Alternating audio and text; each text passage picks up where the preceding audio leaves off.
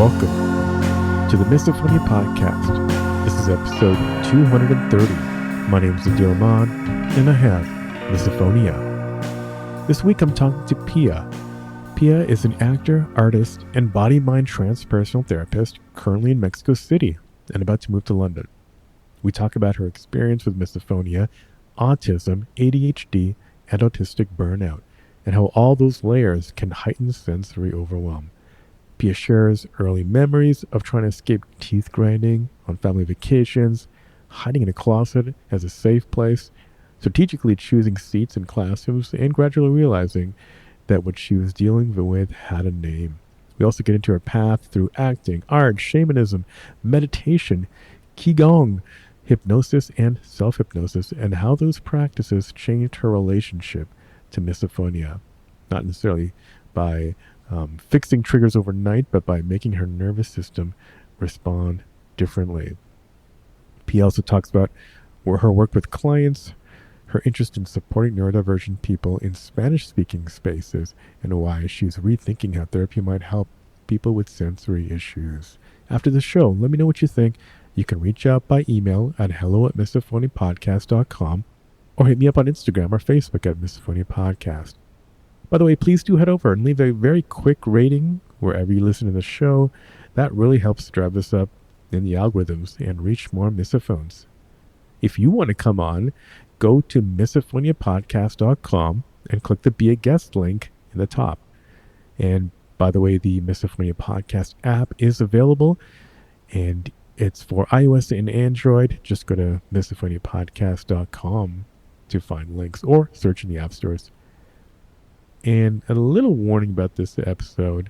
It's kind of weird. I seem to have had my AirPod microphone switched on instead of my normal microphone. And so it sounds a little different. Hopefully it doesn't bother anyone. But yeah, sorry about that. All right. Now here's my conversation with Pia.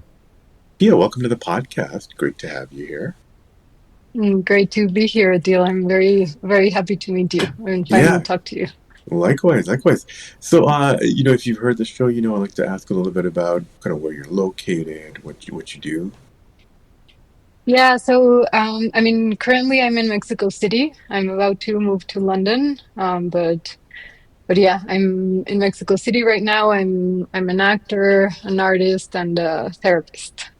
Other things as well, but basically Excellent. I love that. those three. I'm kind of like you, but just do a lot of different things that pique my interest. And I think that's quite common with a lot of misophones. I think we're extra sensitive, and I'm sure we'll get into a lot of this stuff.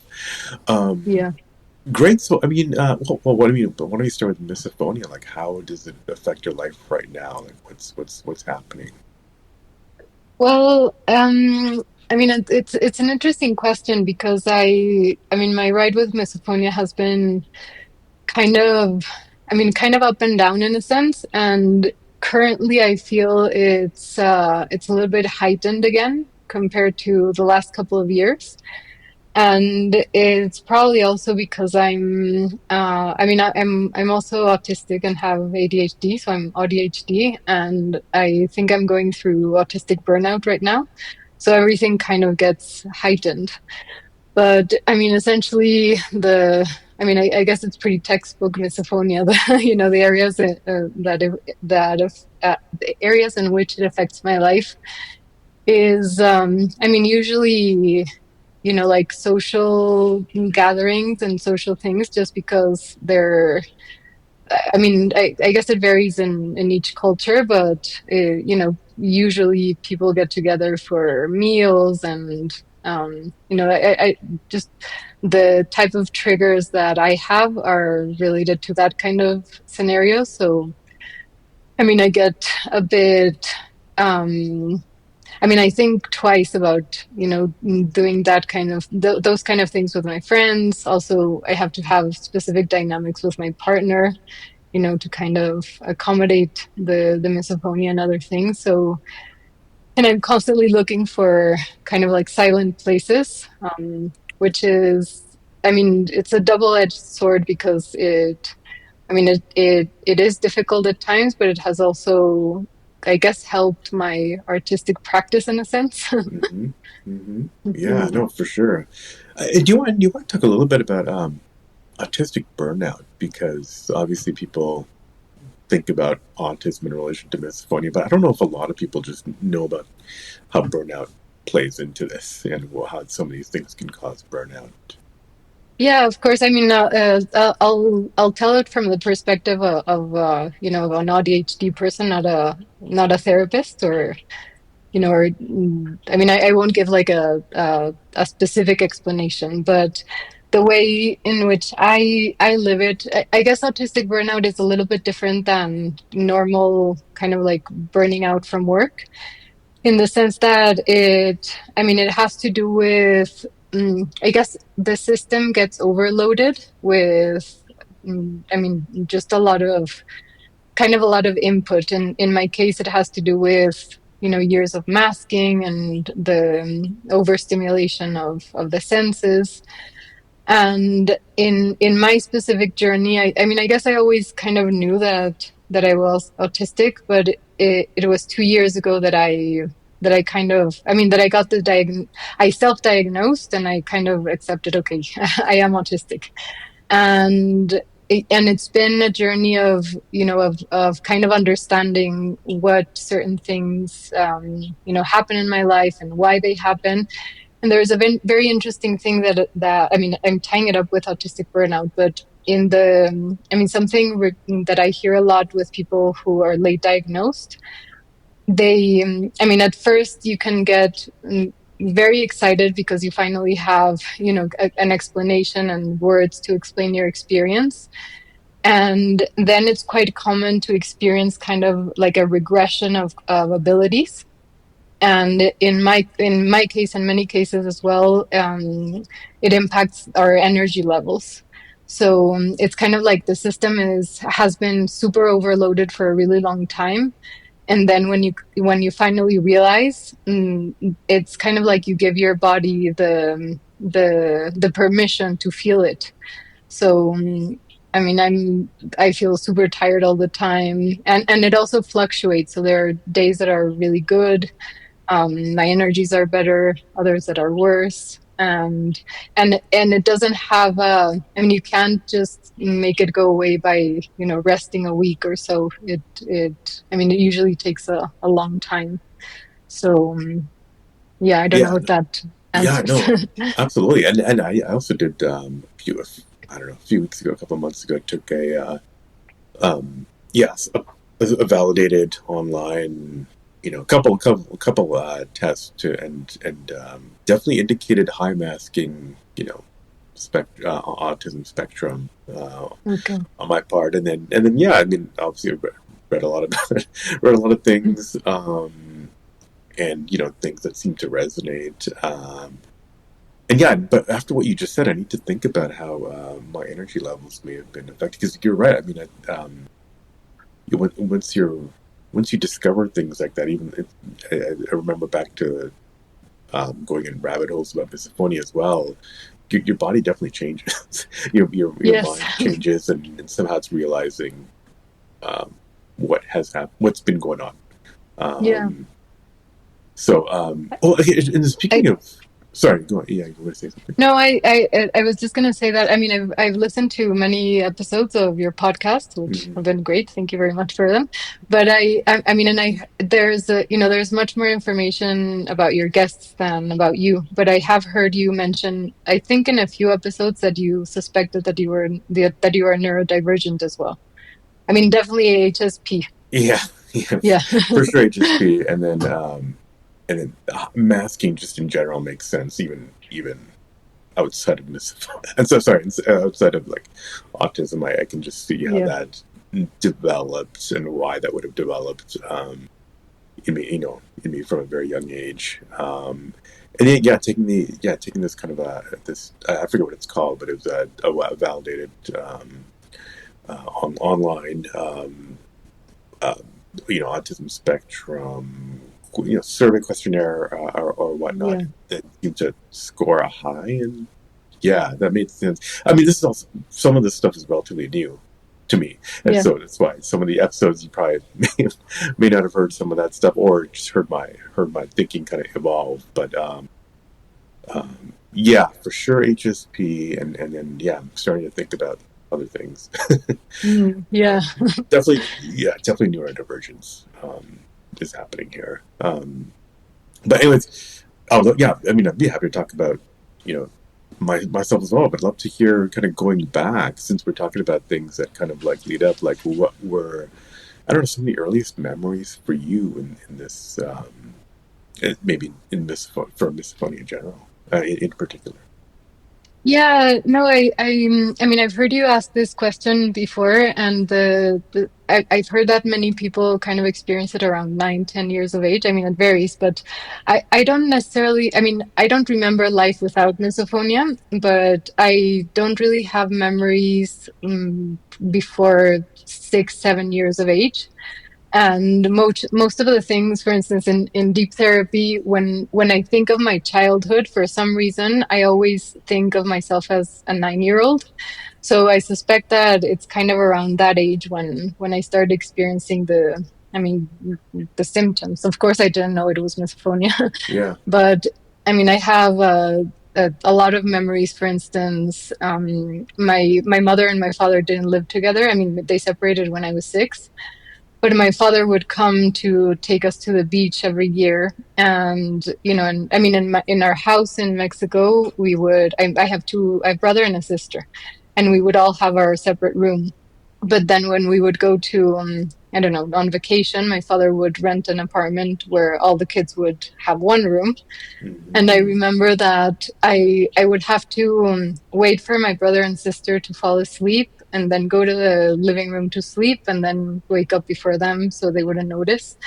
And that was because of the grinding of the teeth. And I also remember the leading up to dinner time to be such a stressful moment. I would just Yeah. spend hours dreading it. And I mean, and all these things that I used to just associate. I mean, at first I didn't even realize that it didn't happen to other people. And then I just started thinking that I was just super intolerant and, a kind of mean Right. person. Um, yeah, I remember more the triggers with my father, but I mean, it's difficult to say if I didn't have them in the environment with my mother, because everything was super free with my mother. We didn't necessarily have like a fixed family dinner time. I went to a Montessori school where we could just go outside and do our work, and in the fields or in the Mm-hmm. garden. So in my father's environment, it was much more controlled, and that's where I definitely remember a lot of triggers. Interesting. Yeah, no, interesting to hear about that contrast between your mother's environment and your father's environment. Um, did at least your father and your siblings notice anything about your misophonia, like, or were you able to? It sounds like you were masking. If you were going to the living room and then coming back before anyone noticed, that's kind of early skill building for masking. But did anyone notice anything? I guess, I guess my father did notice, in a sense, because sometimes I would just like have meltdowns when we were having dinner. Mm, I mean, he was also kind of like a very loud chewer, and at some point he had a girlfriend who was a terrible eater as well. mm, And I mean, I just remember, moments where I don't know, just lose my cool. And, I think at one time I even like grabbed my plate and started eating horribly like them, and, said something horrible to them. So I guess he probably sensed something in that area, but I don't think any of them noticed anything specific to yeah, to those specific triggers or the sound. gotcha. And I mean, well, since we're kind of around that age, like, did your mom notice anything, or was it really just night and day? You were not triggered at all in her environment. No, I mean, I think I was probably triggered in her environment as well. One of the things that I would very constantly do was in my room in the bathroom, I had a huge like built-in wooden closet with really, really thick door. Mm, And that was kind of my safe place. So I would go there and lie on top of the shoes and close a huge door. yeah. And I also always had to sleep with music really close to my ears. So I'm Hmm. sure she noticed something, but I don't know if she specifically knew that it was related to sounds or anything. And they definitely never took me to see anybody or, you Yeah. know, or mentioned something kind of odd in that sense. Right. And so I mean, as you're so now as you're growing up, what about what at school or friends? How was that? Were you getting triggered there Yeah, as well? I mean, my whole academic experience or my whole academic journey has been super odd. I mean, I've always kind of been in I don't know, just in very alternative and schooling environments. But Hmm. I do remember, I mean, I remember how I would always wait for people to go into the classroom. So I would be the last one, so I could choose strategically where to place myself. I Hmm. mean, for me, it was better to be in the back, so I didn't have anybody Yeah. triggering me from the back, which is for me it's very much heightened when the sound comes from behind me and when I can't see the trigger. Yeah. And I would very clearly know which of my classmates chewed gum or were snackers, things like that. But also when I studied, I mean, as I mentioned, I went to very kind of alternative school, so Hmm. it was pretty free where and how to study, and usually there were very small classes. And I also did a lot of kind of like self-study, and I would Hmm. always be the one studying by myself, and Yeah. and all those things. But yeah, I mean, I guess I just had those coping strategies. Gotcha. Gotcha. And it sounds like probably at some point art played a big role as you were growing up. And were you Yeah, finding art as kind of sort of healing in a way, or was it? I don't know. Did you notice that connection, if there was one? I mean, I guess I think I found art later in my life. I Okay. When I was younger, I really loved to dance. Hmm. Um, and but for instance, all my or many of my hobbies were by myself. I loved to dance, but I would dance by myself. Or Hmm. I mean, I liked hiking, and that was something that I did by myself. Yeah. I didn't, for instance, play a lot of group sports. But as life progressed, I do see myself kind of seeking all these very isolated Yeah. experiences. When I mean, I've gone traveling by myself several times in my life, and Hmm. it's always been by myself. I mean, when I was really young, I did go to Europe with a friend, but I usually seek experiences by myself. I like the mountain because it's very, Yeah. there are no sounds that trigger me there, Oh and yeah. it's silent. Yeah. I've been Yeah, looking at. Oh man, if I'm going to move somewhere, I want equidistant between like mountains and beach, yeah. and bookstores, so I can grab something and just read by myself or sit up in a mountain. That's Anyway, It that's sounds ideal. slightly I kind of going off on a tangent there, but um, yeah, yeah. So interesting. Yeah, dancing. So yeah, and then as you're going into college, so yeah, let's get more into kind of like towards what happened as you're becoming an adult. You're probably going out in the world. I guess when did you? Well, I don't want to lose the one thing you said earlier about deep therapy. So, kind of want to hear about. Well, I guess is that something that you studied in college, or is that also something that you started to do later in life, becoming a therapist? Yeah, so it's something that I did later in life. Okay. I mean, I started college studying political science. Mm. Then I left that. I mean, I didn't finish that. and I started studying acting. Okay. And I was an actor for a long time, and I started doing art as well. But I trained as a therapist, and it is tied with misophonia, so I'll tell you about it in a moment. Yeah, But no, take your time. Take your time. yeah, no, I trained maybe about 6 years ago. Um, but the misophonia part,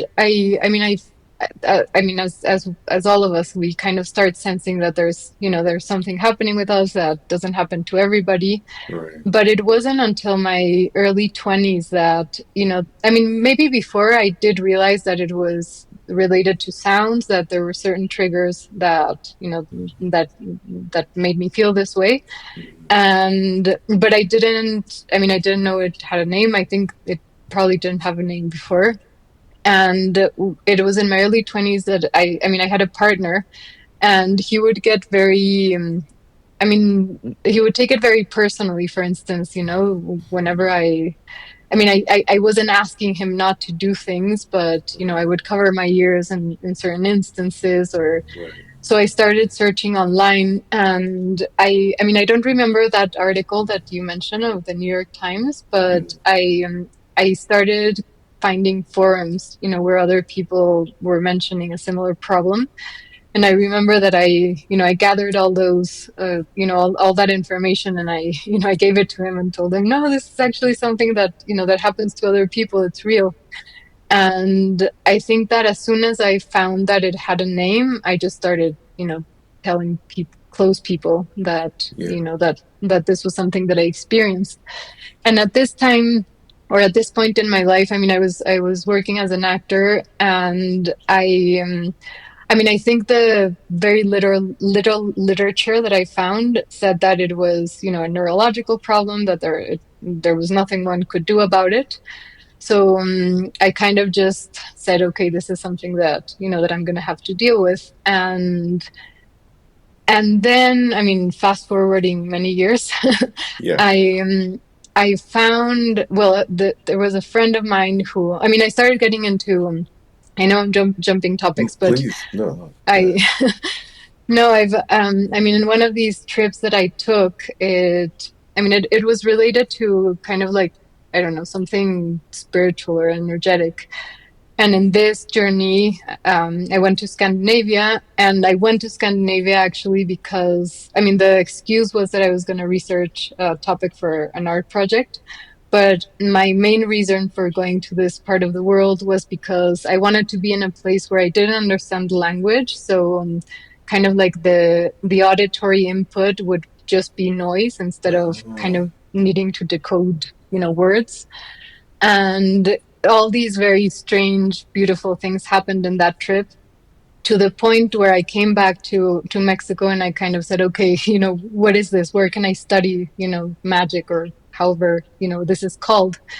And in that kind of research about where I could kind of learn about these experiences that I was having, I met with this friend who, I don't know, I started, probably the misophonia topic came up, and he was in this school, where I later trained, and he put me in touch with a body mind therapist, and I actually went to him to try and do something about misophonia. And that was kind of the, I don't know, like the point where I kind of dove into, you know spirituality, therapy, and all these type of things. He didn't really, the thing about deep therapy is that, whatever you do in a sense is also helping with all these, with all these things. But we didn't necessarily do anything specifically targeted to misophonia. And I don't remember it being like particularly helpful for misophonia. mm-hmm. Um, but I went to therapy. At that time, I had never been to therapy before, and it was just like so transformative and Mm-hmm. incredible in my life that, I started studying shamanism, and other things. That was kind of like my entry point. And then I started just going to a lot of like therapy retreats, group therapy retreats, taking therapy. And I just figured this is like so incredible and transformative that I'm gonna, that I'm gonna study it myself. Oh wow. Okay, excellent. Yeah, no, I mean, I'll love to dive into many of those things. And it's something you said. Um, I mean, I guess yeah, you said that what you didn't really. I mean, it's transformative, but didn't necessarily wasn't necessarily about misophonia. Um, I mean, as you've been doing this, has your experience with misophonia changed at all as you've been doing more of this? Yes, completely. I Okay. mean, at the beginning, I remember when I would go to these retreats, Yeah. it's kind of, it was kind of like my worst nightmare, to be in a room filled with people who were Mhm. sitting very close to me. Probably all of them had snacks. It was just really frightening for me. And I remember how, I mean, from that moment to now, it's just completely different and better. But the ways in which so, in all these group therapy retreats, I can tell you that every single technique that we did, every exercise, I would work with misophonia. So that was kind of like my main priority. Yeah. And I think, and it's not only therapy, in these retreats, we also we meditate, and we kind of target three different areas, which are therapy, meditation, and energy, which we usually do through exercise or with techniques such as Qigong. I don't know if you've heard of it, No. Qigong. Oh, okay. But Yeah. I yeah, mean, you probably I don't know how it's pronounced, but yeah, I think I know the term. But I'd love to hear a little bit more about your explanation because I think most people know, meditation and therapy and whatnot. But Yeah, so the vision of this school is kind of, the end goal is self-realization, or finding your true nature, or liberate, however you want to call it. But and kind of the idea that is that for achieving that, and for your life to just get better in a way, it's ideal to do it through these three, through these three areas. Therapy, just because, we live in this human physical body and, yeah, and we're very neurotic. So that's always helpful. The meditation part, just because, even, beyond all the kind of physical benefits that meditation has, but if we go, to let's say, I don't know, more spiritual level. And the energy part, because it has a correlation also with therapy. So the essentially our body in an ideal state should, just as our blood flows and all our organs are working, optimally, ideally energy should also just run through our body, in a flow, from the ground to the sky through our body. But with all these experiences that we have, that we can call trauma, which can present in the body as, as chronic tension, mm-hmm. the energy starts to get stagnated. And this also, has a correlation with illnesses, or, it impacts our physical body. So from one level, working with the energy flow and harnessing energy helps, with that kind of, with that energy flow, to keep the body healthy, and at that level. And also at other levels, but that's kind of getting more into I don't know, into a more spiritual, aspect. For us to also kind of, I don't know, achieve other, I don't want to call them abilities, but to kind of, I don't know, expand our awareness or our consciousness, or, our understanding. We also need extra energy than the one that we normally get just through food, exercise. Mm-hmm. So, the normal energy that we get in our life is good enough for the things that we do, day to day. But Yeah, if we want to achieve more, we need to harness more energy. So, and it's very interesting because one of the things that so there are tons of types of Qigong. The one that I practice is called Seven Lotus. So it's essentially like seven different practices that you practice for, each one you practice for a month. But, and you start feeling physically how, the energy is moving and such. And I remember very specifically when, how the, I don't know, I don't even know how to explain it, but, I like how I felt the energy moving through my body and kind of like going through my ears Mm-hmm. as well, kind of like opening them.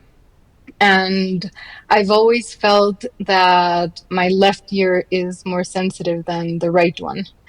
So I don't know, with all these kind of components, therapy and meditation and Qigong as well, I started feeling how, I mean, I don't know if necessarily the, like misophonia was getting better in itself, but the way my body reacted to the triggers was much better. Now, with the understanding that I have through listening to your podcast, I can kind of think that actually it was getting better because, I used to think about it as just a neurological problem. So, I thought, well, it's not necessarily changing my brain, maybe, but it is changing the way I react to the trigger and how I feel much more at ease. Now I don't feel scared about going to a group Mm-hmm. therapy, Yeah. retreat. Yeah. So, I mean, just to define neurological, I think most people, and I used to think, means that it's hardwired.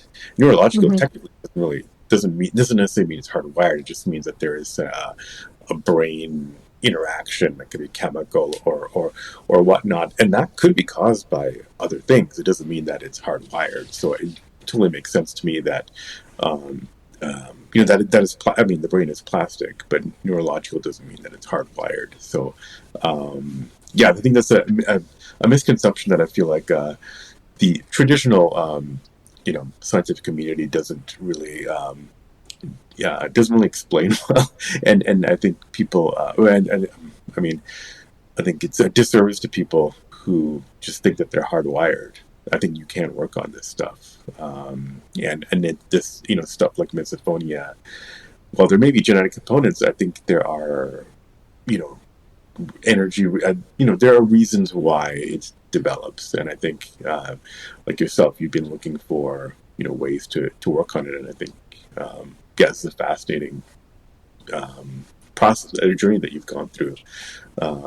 And I feel like there's definitely something there. And something that you said earlier about how you didn't feel like at the beginning misophonia was being helped. Just kind of want to ask you if misophonia was getting better as you did more of this. I don't feel like you need to target misophonia because I think it's related to a lot of different things. And I've said on the podcast before, I don't think misophonia, the term, might exist 5-10 years from now. I think we will probably find that it's a little bit part of a more holistic problem. I don't know. I said a bunch of stuff there, but I kind of piggyback off what you said, because I think what you're talking about is resonating with how my thinking about misophonia has evolved from early on thinking it's a hardwired thing that isn't where I don't think it is. In fact, I think it's the body. Sorry, I did cut you off. No, please. I think it's very much the body doing what it's supposed to do at some point, making you hypervigilant to some perceived danger. And I think if later on maybe you don't need that hypervigilance, but you're not able to shake it off, I think there are practices like the ones that you're practicing that are helpful in telling your body, training your body that you don't need to carry this burden or carry this responsibility to look for danger. So, yeah. Please continue. No, it's super interesting everything that you say, and I'm glad you made the clarification with the neurological aspect, because I mean I was referring to how I used to think it was just hardwired, Yeah. and I mean, and that's actually why it has been so great to find your podcast, because I mean, I'll tell you a few of the things that that I used to, I mean, that I have worked on specifically for misophonia when I thought that it was hardwired. But I mean, I agree with you in that, in that there is, I feel now that there is something that, that we can do for it. It's also really interesting how you mentioned that maybe in a few years, we won't have this name specifically because we'll find that it has to do with other things. And I mean, in all this therapy journey, I won't tell you about all the things that I've done, but something that, that I did that I really saw the impact, was working with self-hypnosis.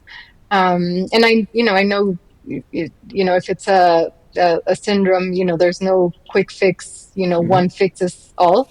But it was something that targeted specifically my nervous system, and it was something that I did say, okay, I'm going to work on this specific technique for a few months. And and I did see the big impact specifically on that, or with that technique. But after listening also to some of the episodes, especially with a few of the therapists Mm-hmm. that you've had on the podcast, it started to kind of shift my perspective of how I was working in therapy with misophonia. Because I used to kind of target the nervous system, and targeted as as kind of like a coping mechanism, even, thinking, okay, this is the way my nervous system looks, feels, and the way I name it when I get triggered, and this is the optimal state, so kind of training my body and my brain to be able to stay in this space of homeostasis. But in thinking of of how trauma presents in the body, and in the Mm-hmm. in the experience of a person, it makes complete sense that that it's something that that might have kind of like sparked from a different source, that we didn't, at that point in our lives, we didn't have either the maturity, or maybe it was an ambivalent situation. In my case, for instance, I did live in I had a super happy childhood with with many beautiful Mm-hmm. things. But I was also, I think I experienced my father leaving the house as something really traumatic. My mother had problems with alcohol. There were all these components, and it does make a lot of sense that my 6-7 year old self is seeing all this, experiencing it. But but it's really difficult for a 6-year-old to hate their mother, or be super angry at their father, or or even kind of like understand all those feelings. So it's much, and that's something natural that happens with trauma. We identify something, something else that is easier to to kind of like relate to that. And and that stays in the body, or it has an impact in the body, usually through through sorry, I'm blanking out on the word. My English is not on right now. No, But it's great, but yeah, but it as tension, that's yeah, what I was gonna say. Yeah. So no, yeah, yeah. I mean, I think you've described, like, well, you've obviously listened to a lot of podcast episodes. I think you've described a lot of that.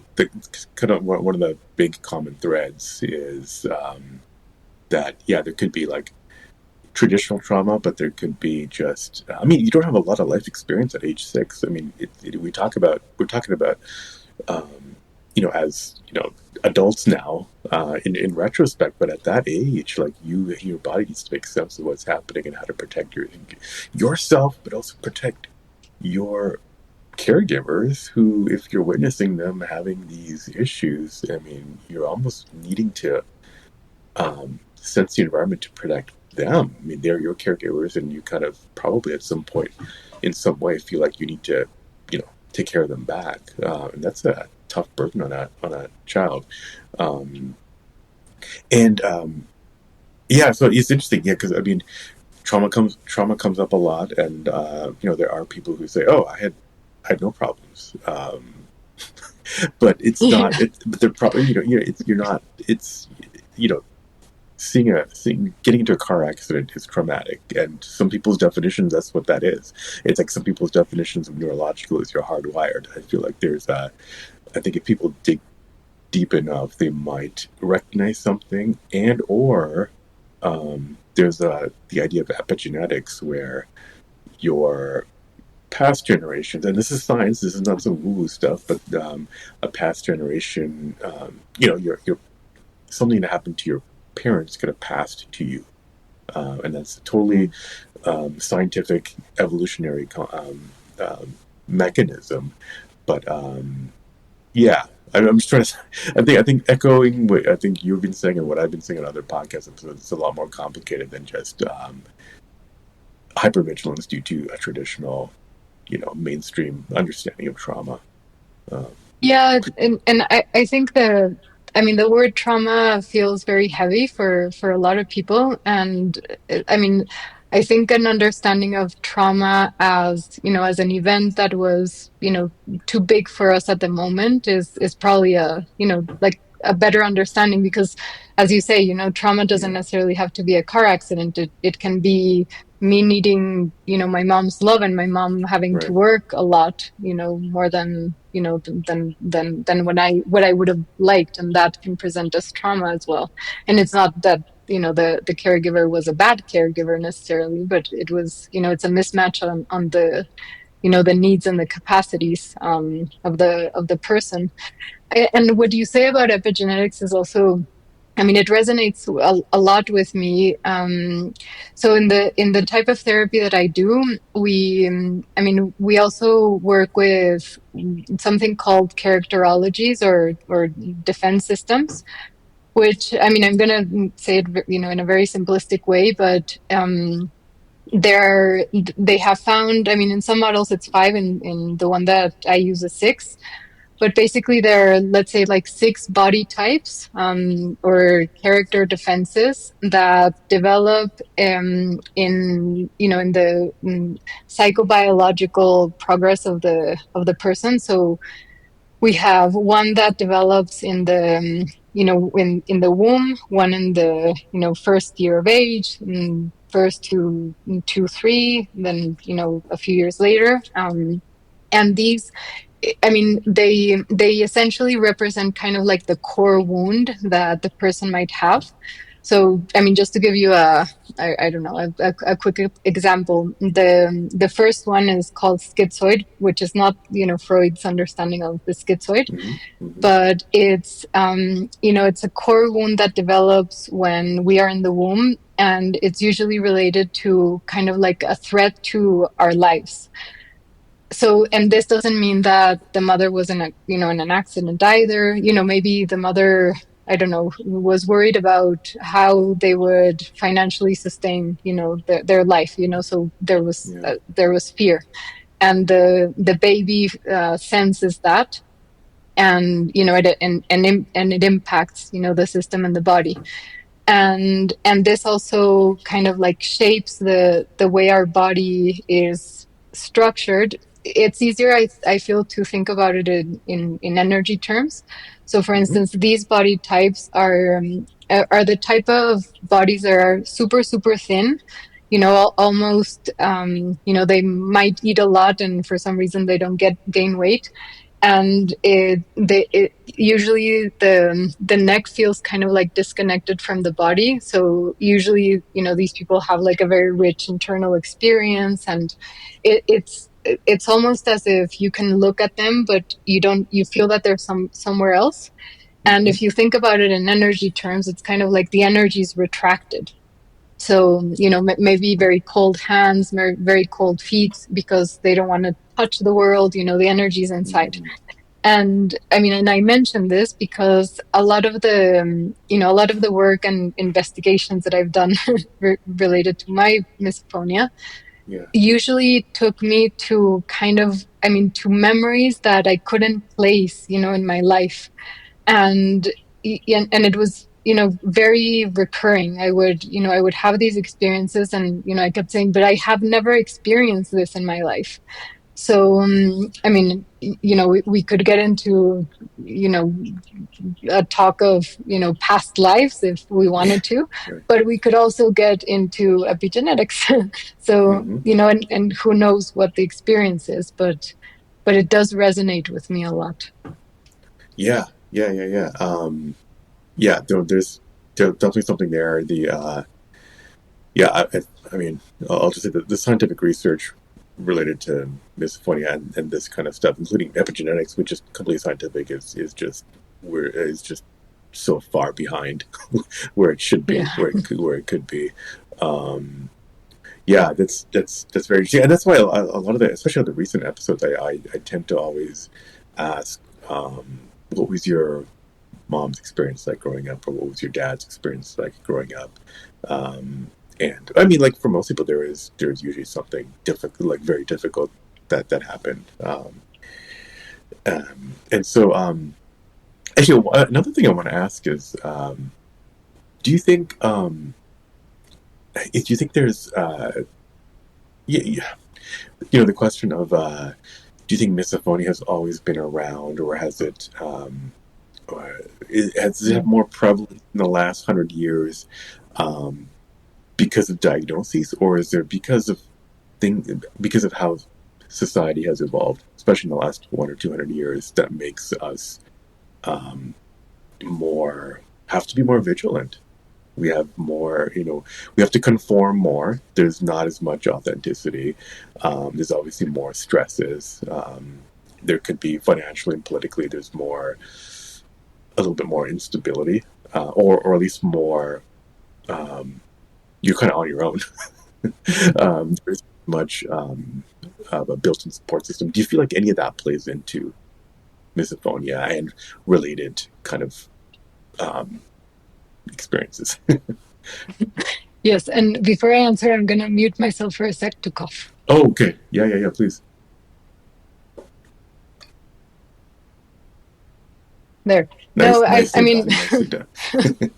no, I really appreciate your editing. How you put Oh, the yeah. water sounds in the background. I love it. I Right. used to not know that you were doing it, and I just thought, oh, this is so pleasant to listen to. And then when I heard you do it, I was like, oh, I'm so thankful. But Yeah. anyhow, my opinion is completely, uninformed. But I do feel that it has to do with our lifestyle. I Yeah. mean, we do live in, we're much more detached from nature than before. We're much more detached from other people. We live in a world that just has a ridiculous amount of stimuli that we didn't have before. I mean, I do think that we have always kind of lived in a world where, that doesn't give us the love that we need. I mean, to put it in, in simple terms. So there's Yeah. always going to be like an element of mismatch, of trauma, if you want to call it that. But I feel that, I mean, I don't think we live a very healthy lifestyle in most of the modern societies. And something that I've been thinking about is, I mean, in I I mean, I don't know, how you live, but you live in America, right? Yeah. Yeah. Yeah. Everything's So chill and in peaceful here. Everyone loves each other. Being gosh. sarcastic. Yeah. Yeah, but I mean, it is it is a little bit more common in America, in Mexico, in the Western world to, maybe you grow up in a family of, a few siblings. When you go to college, you move out. Maybe you have a few roommates at some point, but you end up living together at some point, and you form a family. So it's there's a lot of agency in our cultures, Mm-hmm. in a sense. And in other places, I mean, it also happens in Mexico, but I remember when I was living in Nepal, it's quite common there to to in one building have many members of the family, and it also happens in a few places here in Mexico where you have one house, and then the son grows up, gets married, and then they build a room for the for the new married couple and their family, and another one and another one. And I remember thinking when I was there, like, gosh, I would be miserable living, in such an environment, because there's no privacy. I cannot run away from, all the sounds. And but then I also thought, or I questioned whether, like what came first, if I had grown up in an environment where, where that was the norm, or where that was, kind of the custom. I don't know if I would have developed, I mean, I don't know if misophonia or not, but, maybe my system would have adapted in a different way. And, maybe I would have learned to be more, I don't know, to be more at ease with other humans. I don't know, but I definitely think that our current lifestyle is not that healthy for all of these I mental absolutely things. agree. This is again, I absolutely agree. I think, and this is also something that I've thought about more and more just in the last 6 months to a year. I mean, yeah, you're right. We're told we have to. I mean, especially in the Western world, we're told we have to, it's a virtue to have agency and independence and freedom. But then eventually, you have to conform. And I feel like there is you have to conform to survive. You have to sell out in some way. You have to, give up parts of yourself, parts of what you probably are authentically are, and this is on top of the, the whatever layers of hypervigilance that developed as a child, perhaps in relation to your environment. I feel like we never have time to stop and contemplate and. Contemplation is lost in our environment, probably due to all this attention economy stimulation that's thrown at us. I mean, it takes so much energy to decipher whether an advertisement is whether what I'm listening to from anybody is an advertisement or not. And I feel like that, and social media has not helped. And so I think. I'm kind of going on a tangent, but I don't know. I feel like my original question was like, do you think that there's something in the last 100, 200 years that has made misophonia worse? I mean, I think so, and I think it's more than just we're more aware of it. I think there is something. I agree with you, and it's similar. I mean, I know the topic isn't, autism, for instance, but I'm sure you've heard like, oh, we have an epidemic of autism. I mean, maybe our lifestyle is, helping with more people being diagnosed, but it's not that we all of a sudden popped up, today. Right. It's just that we also have more, more information. If there would have been information about misophonia when I was 7 or 8, I would have been a person with misophonia, but there wasn't. So, so I claimed it in my early 20s. Right. Yeah, I mean, well, last thing was there's also an epidemic. There literally is an epidemic, a myopia, nearsightedness epidemic, because, and this is a WHO epidemic, which most people don't know about, but it's technically an epidemic because people are, in buildings more. You're not outside getting infrared light, red light, which is now being discovered as a treatment potentially for nearsightedness, and it's because of our indoor built environment and now screens. In fact, actually, screens are causing a dry eye issue because as we're watching stimuli, as kids are watching stimuli on their iPads, they're not blinking. So there's a lot more dry eye being problems being, and this is coming from an eye doctor. This is not I'm not the eye doctor, but talk to an eye doctor. So this is not me just making up speculation. So I don't know. I just bring those up as parallels to other sensory issues due to our lifestyle, which there's trade-offs with our lifestyle. No, it makes complete sense. And I mean the decline in mental health as well. Mm. I definitely see the correlation there, and what you say makes complete sense. I mean Yeah, it's a bit scary even. yeah. Well, there's a philosopher author Byung-Chul Han, who mentioned that we've gone from we've kind of conquered in some way a lot of immunological issues with vaccines and whatnot, and our society has our lifestyle has helped with that, but part of the trade off, I think, is he calls it neuronal issues, which are all these issues, which are depression, anxiety, ADHD, and whatnot.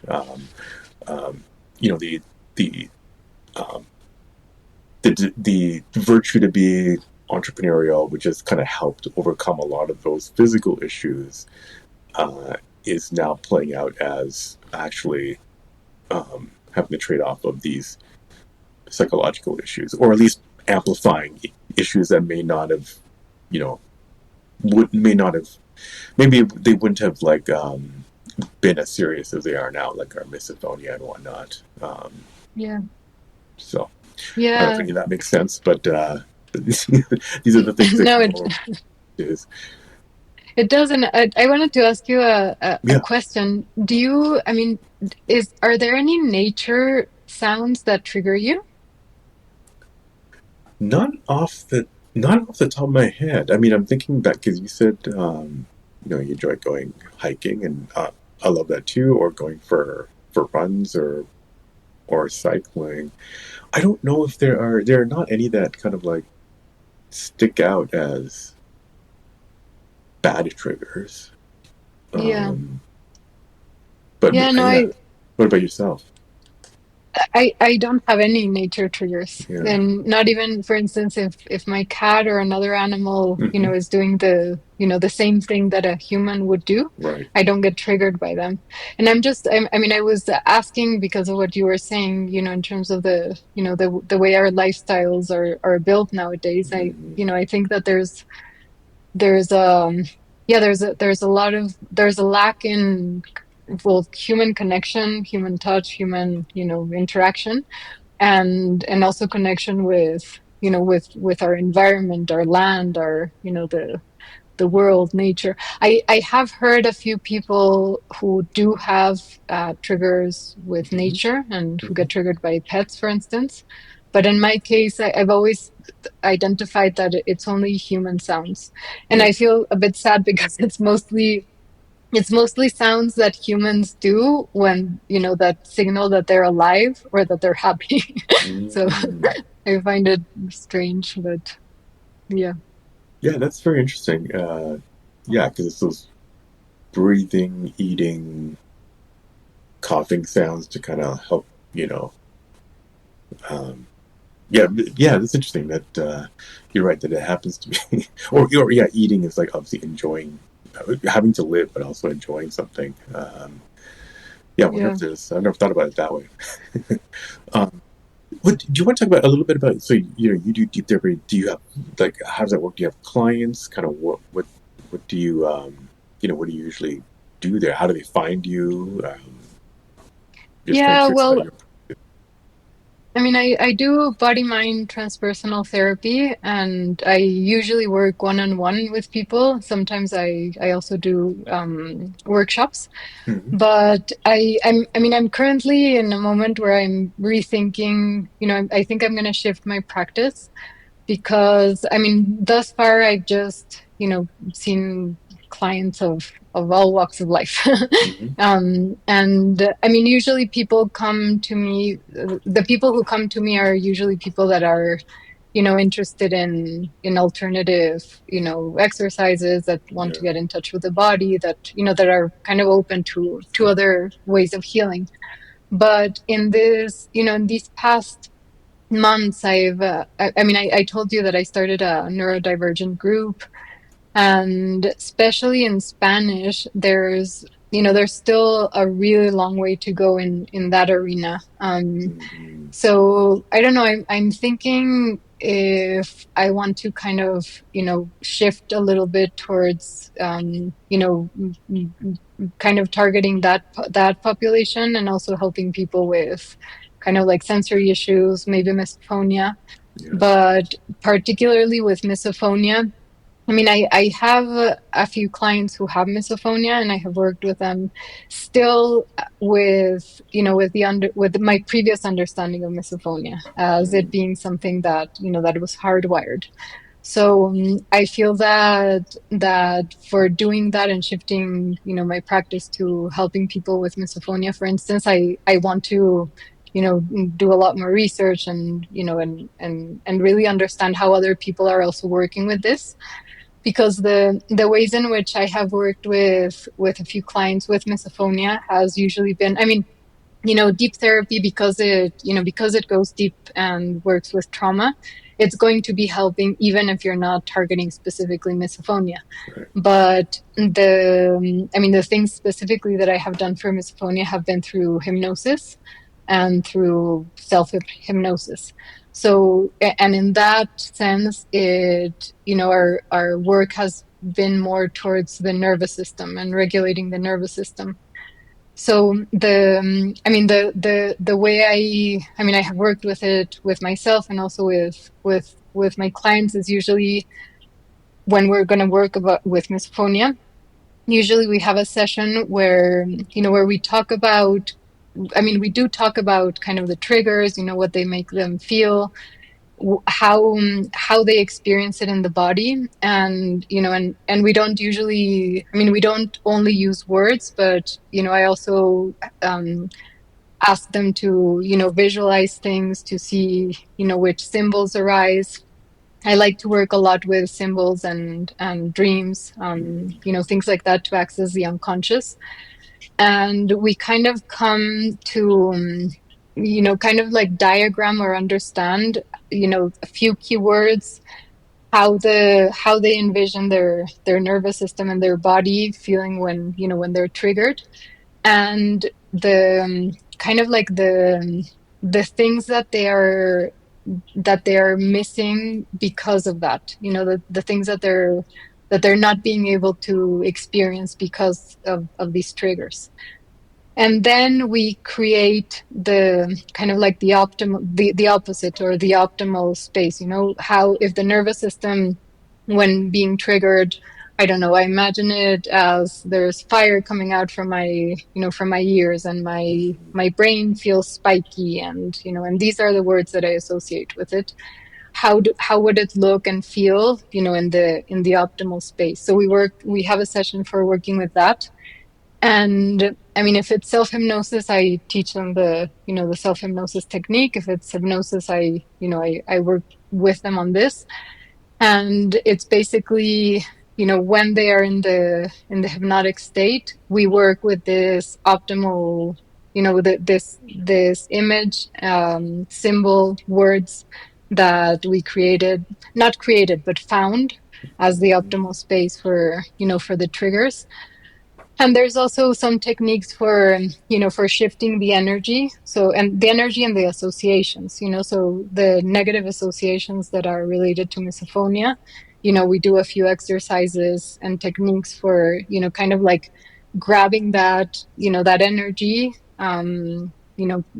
putting it somewhere else. And by energy, it can contain emotions, feelings, memories, to kind of, in a sense, replace it, with new, with new associations, which are, which are not a lie, and or are not like self-generated. They're also there, but it's kind of like shifting the perspective from it. Yeah. This feels a bit like, I mean, memory reconsolidation is a term that's come up on the podcast, and there's different ways to describe it, different flavors of it, but it's ultimately the same thing. It's breaking an association and replacing it. Yeah. No, that's Yeah, fascinating. exactly. And then thank you for going to that deal, because usually people hear about hypnosis and misophonia, but then don't really get it described as well as you just did. Yeah, that's fascinating. And did you what kind of training did you do for this? Did you go to I a particular school? I mean, you did mention the school. I'm just kind of or the the program? Just kind of curious for folks who are listening. Yeah, I studied the school is called Ontogony, and Okay. my teacher is called he's Mexican, but he lives in Canada. He's called Carlos de Leon, Hmm. with an American accent. Yeah. Yeah, I mean the whole it's a I mean it's a school that blends therapy, spiritual practices or spiritual paths, and other things. But the vision is that therapy is also, kind of like a path for liberation or individuation, if you want to use a more, psychological term. So, in that context, I studied, as I mentioned, I first studied shamanism for like 3 years and a half. Wow. Then I trained, I became a body mind therapist, and that was also like a 3.5 year training. And then I did kind of like additional training. So, I studied Taoism for 3 years as well. Dream work, hypnosis was a 2 year program. So it's kind of like the core. The core training is body mind transpersonal therapy, and then I did Yeah. other trainings kind of to support that that that technique. And it's really great because in the toolbox we as therapists have some of us have many techniques, Hmm. but I guess it's a mix between I don't know, the things you as a therapist enjoy the most, the things that you feel that you're better suited and capable for working with. And also you can't necessarily use the same technique for with every person, just because also I find people who maybe aren't open to hypnosis, or maybe they're fearful of hypnosis, or Hmm. they have negative associations with it. So maybe for them hypnosis is not necessarily the best route. Right. Interesting. Okay. Okay. Um, Great. Well, yeah, Pia, obviously, we could go on. Maybe it would be great to have you on in the future to continue our conversation. We're already like a little bit over an hour into this. It's been fascinating. And actually, you're gonna like the next. Yeah, yeah, what the episode that comes right before you is about someone, Lila, who's been on the podcast a couple times, and she's now actually in Canada practicing hypnosis, and so I think you're gonna like that episode because it's. I Uh, actually did you talk to her? Did I connect yeah, you? I did. Okay, I feel like maybe we Yes. talked about this. Okay. Yeah, so one of the first episodes I listened to was Yeah. was her episode. I don't know if she had been here before, but the Mm. one where she talks about her experience with hypnosis. And because I was working with a client with hypnosis, I was very interested, and I did reach out to her. She's amazing. She's really great. We had a brief chat. Yeah. Hopefully in the future I'll also get to work with her to see Yeah. what her approach is. But yeah, I'll definitely listen to that Yeah. episode Well, as you'll hear well. about the approach. Pretty soon. I just need to find the time to edit all this stuff. But yeah. So I obviously thought it's. And then when you said Canada, I was like, oh, I'm Canadian as well, as you'll hear on that episode. But I yeah, didn't know. very interesting. I'm I not in that's Canada now. I'm in Minnesota, but yeah, definitely Well, do that. my school is in Canada. It's Oh, so we're the in Canada. most Where? it's in Vancouver Island. Oh, okay. Okay. Yeah, well, most of the trainings that I did were near Vancouver, but Hmm. the place where my teacher lives is there, so I studied in Canada a lot. Yeah, I Vancouver, love Vancouver Canada. Island. Victoria's on. That's kind of like one of my dream places to live. Mine too. It used to Okay. be, yes. Well, we'll start a little. Start Misophonia or whatever we call it then. A little commune or something in there Yes. in the future. That'd be great. And do some hiking. Yes. Which gets well. I might cut this up, but it does. It's interesting what you were talking about retreats and whatnot. I have this dream of having.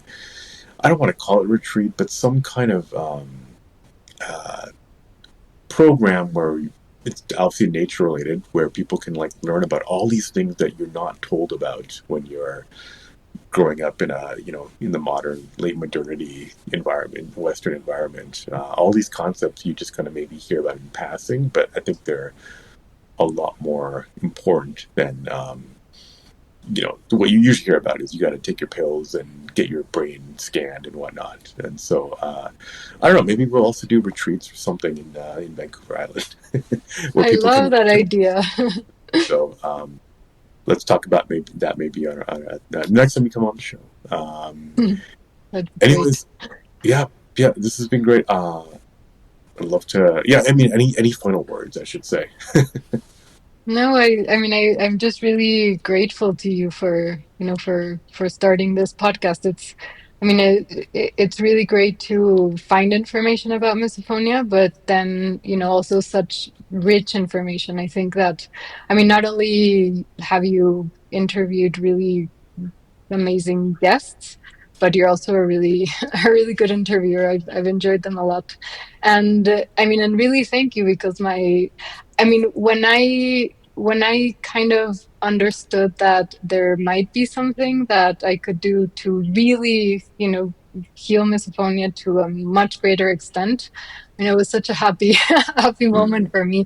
And also, thinking about the work that I do and working with other people, I would really love to be able to help other people in this way. So thank you very much. I appreciate that. And that's kind of, that makes this all worth doing. And it was this was just meant to be kind of like a living art installation for people who didn't really believe it, or just didn't understand what was going on with them. And just it means the world that you're now obviously helping a lot of people. So let's just leave it at that. Thank you again, Pia.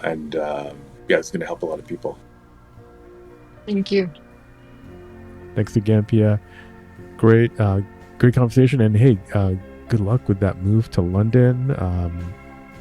I know that that movie is being released, and good luck with that. Amazing. Looking forward to hearing more in the future. If you like this episode, don't forget to leave a quick review or just hit the 5 stars wherever you listen to this podcast.